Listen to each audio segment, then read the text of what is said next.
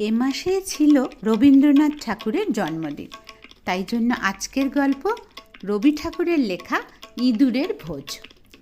ছেলেরা বলল, ভারী অন্যায়, আমরা নতুন পণ্ডিতের কাছে কিছুতেই পড়ব না। নতুন পণ্ডিত মশাই যিনি আসছেন তার নাম কালীকুমার তর্কালঙ্কার। পণ্ডিত মশাই মানে তোমরা যাদেরকে স্যার বলো, একটা সময় তাদেরকে মাস্টারমশাই বলা হতো, আর তারও আগে পণ্ডিত মশাই বলা হতো।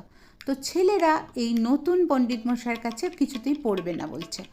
ছুটির পরে ছেলেরা রেলগাড়িতে যে যার বাড়ি থেকে স্কুলে ফিরে আসছে। ওদের মধ্যে একজন খুব মজাদার ছেলে ছিল। কালীকুমারকে কালো কুমড়োর বলিদান বলে একটা ছড়া বানিয়েছিল, আর সেটা সকলে মিলে চিৎকার করে বলছে।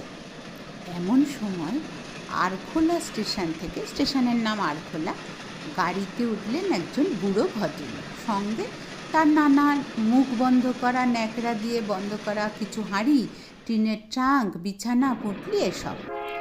একটা বেশ মোটা সোটা ছেলে, তাকে ডেকে, তাকে সবাই বিচকুন বলে, সে চেঁচিয়ে উঠে বলল, এখানে জায়গা হবে না, দুসরা গাড়িতে যাও।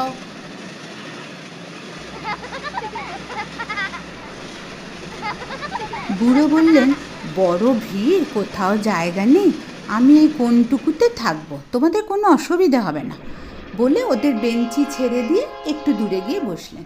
তারপর জিজ্ঞেস করলেন, বাবা তোমরা কোথায় যাচ্ছ, কি করতে? বিচকুন বলে উঠল, শ্রাদ্ধ করতে।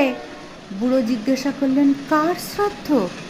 উত্তরে শুনলেন, কালো কুমড়ো টাটকা লঙ্কার।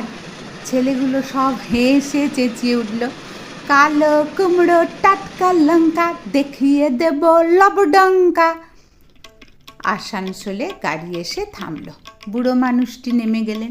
তখন কিন্তু স্টেশনে যে গাড়ি থামতো অনেকক্ষণ ধরে দাঁড়াতো, কারণ অনেক সময় এই গাড়ির ইঞ্জিন চেঞ্জ হবে, এই সবের কারণে ট্রেন দাঁড়াতো। সেখানে সেই ভদ্রলোক নেমে স্নান করে নিলেন। স্নান সেরে গাড়িতে ফিরতেই বিচকুন বলল, এ গাড়িতে থাকবেন না মশাই। কেন বলো তো? ভারী ইঁদুরের উৎপাত। ইঁদুরের? সে কি কথা? দেখুন না, আপনার ওই হাঁড়ির মধ্যে ঢুকে কি কাণ্ড করছিল। ভদ্রলোক দেখলেন তার যে হাঁড়িতে কদমা ছিল সে হাঁড়ি ফাঁকা, আর যেটাতে খই ছিল তার একটা দানাও বাকি নেই। বিচকুন বলল, আর আপনার ন্যাকড়াতে কি একটা বাঁধা ছিল, সেটা শুদ্ধ নিয়ে দৌড় দিয়েছে। সেটাতে বাগানের গুটি পাঁচেক পাকা আম ছিল। ভদ্রলোক তো বুঝতে পারলেন, হেসে বললেন, আহা, ইঁদুরের অত্যন্ত খিদে পেয়েছে দেখছি। বিচকুন বলল, না না, ও জাতটাই ওরকম, খিদে না পেলেও খায়। ছেলেগুলো চিৎকার করে হেসে উঠল, বলল, হ্যাঁ মশাই, আরও থাকলে আরও খেত। ভদ্রলোক বললেন, ভুল হয়েছে, গাড়িতে এত ইঁদুর একসঙ্গে যাবে জানলে আরও কিছু আনতাম। এত উৎপাতেও বুড়ো রাগ করছে না দেখে ছেলেরা দমে গেল। আরে রাগলে মজা হতো। এবার বর্ধমান এসে গাড়ি থামলো। এখানে বেশ অনেকক্ষণ দাঁড়াবে। ভদ্রলোকটি বললেন, বাবা এবার আর তোমাদের কষ্ট দেব না, আমি অন্য কামরায় যাচ্ছি। ও মা, ছেলেগুলো উল্টে গেছে। তারা না না না, সে হবে না, আমাদের গাড়িতেই উঠতে হবে। আপনার পুঁটলিতে যদি কিছু বাকি থাকে আমরা সবাই মিলে পাহারা দেবো, কিছু নষ্ট করব না। ভদ্রলোক বললেন, আচ্ছা বাবা, তোমরা গাড়িতে ওঠো, আমি আসছি। ছেলেরা তো উঠল গাড়িতে। একটু বাদেই ঠেলা গাড়ি করে মিঠাইওয়ালাকে নিয়ে একেবারে কামরার সামনে ভদ্রলোক এলেন। তারপর এক এক ঠোঙা এক একজনের হাতে দিয়ে বললেন, এ নাও এ নাও, এবারে ইঁদুরের ভোজে আর অনটন হবে না, মানে কম পড়বে না। ছেলেগুলো হুড়ে বলে লাফালাফি করতে লাগলো। আমের ঝুড়ি নিয়ে আমওয়ালা এলো, খাবারে সেগুলোও সব জুটলো। ছেলেরা তাকে বললেন, এবার আপনি কি করতে কোথায় যাচ্ছেন?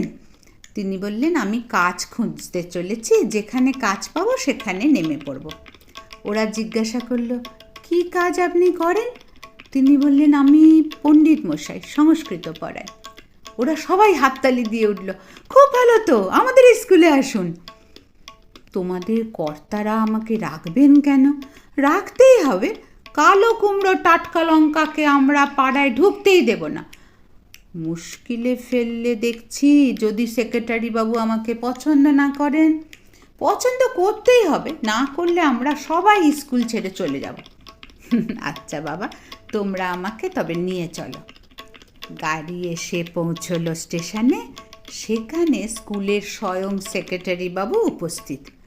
বৃদ্ধ লোকটিকে দেখে বললেন, আসুন আসুন তর্কালঙ্কার মশাই, আপনার বাড়ি তৈরি প্রস্তুত করা আছে, মানে রেডি করে রাখা আছে বলে পায়ের ধুলো নিয়ে সেই সেক্রেটারি মশাই এনাকে প্রণাম করলেন।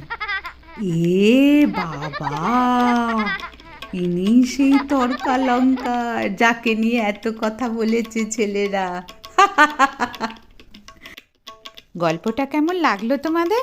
আমার তো দারুণ লেগেছে। তোমরা লাইক দিয়ে জানিও। আর যারা নতুন তাদের কি করতে হবে? পুরনোরা এক্ষুনি বলবে সাবস্ক্রাইব করতে হবে।